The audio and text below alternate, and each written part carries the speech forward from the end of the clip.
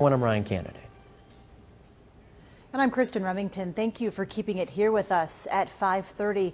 Alana Dixon McAllister's late husband, Bruce McAllister, was the first person to die from COVID-19 here in Washoe County. Yeah, and now she and the health district are asking the public to remain vigilant against the virus, even with so many other really sad and tough things going on in our lives. Brian Hoffman has the story.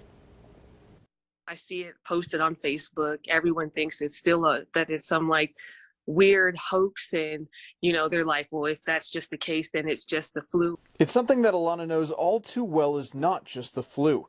After she and her husband Bruce tested positive for COVID-19, they were separated and hospitalized.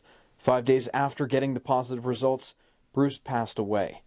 She now speaks out against misinformation and those thinking that they're immune to getting or spreading the virus. If it's not you, you're not going to feel it.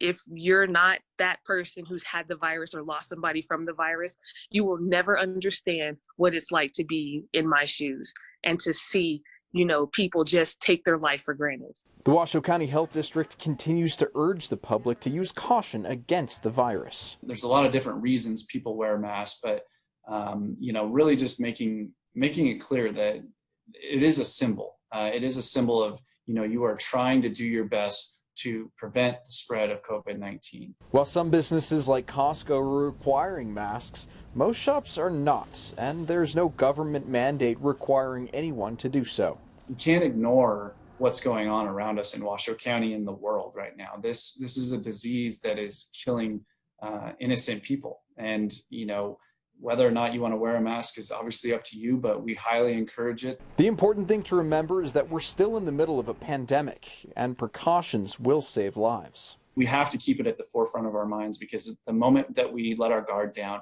is when those numbers could very well go back up. Yes, the subject has changed.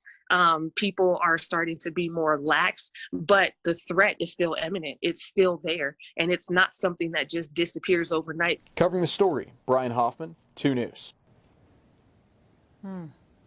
Today, Washoe County reported a big spike in the number of coronavirus recoveries. So some encouraging news here. The county reported 77 new recoveries today and just 8 new cases compared to yesterday. The jump was in part because of a review of recoveries from state licensed facilities. Now that dropped the number of active cases to less than 550. The county reported one more death, a woman in her 80s, bringing the total number to 61.